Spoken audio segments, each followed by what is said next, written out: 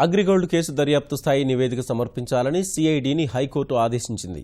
భూముల వేలం ప్రక్రియ ప్రణాళికపై వివరాలు సమర్పించాలని C1 కంపెనీకి ఆదేశాలు జారీ చేసింది.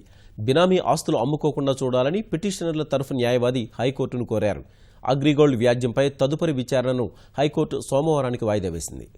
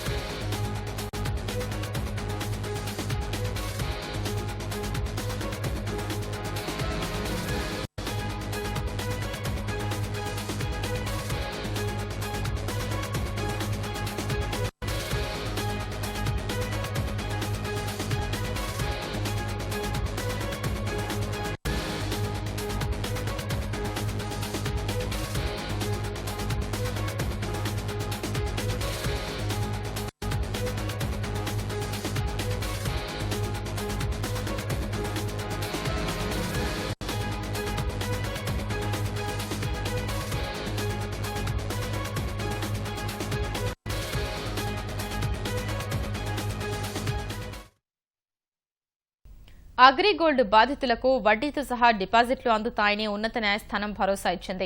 అగ్రిగోల్డ్ విషయంలో దర్యాప్తు స్థాయి నివేదిక సమర్పించాలని హైకోర్టు సిఐడిని ఆదేశించింది. భూముల వేలం ప్రక్రియ ప్రణాళికపై వివరాలు సమర్పించాలని C1 కంపెనీకి స్పష్టం చేసింది. అగ్రిగోల్డ్ కేసు న్యాయస్థానం పరిధిలో ఉండగానే అక్రమంగా ఆస్తులు అమ్ముకుంటున్నారని పిటిషనర్లు హైకోర్టుకు తెలియజేశారు. బినామీ ఆస్తుల్ని అమ్ముకోకుండా చూడాలని ధర్మాసనాన్ని పిటిషనర్ల తరపు న్యాయవాది హైకోర్టుకు విజ్ఞప్తి చేశారు. వాద ప్రతివాదనలు విన్న న్యాయస్థానం అక్రమ విక్రయాలు జరగకుండా చూడాలని సంబంధిత అధికారుల్ని ఆదేశించింది. ఒకవేళ విక్రయాలు జరిగినా అవి చెల్లవని తేల్చి చెప్పింది.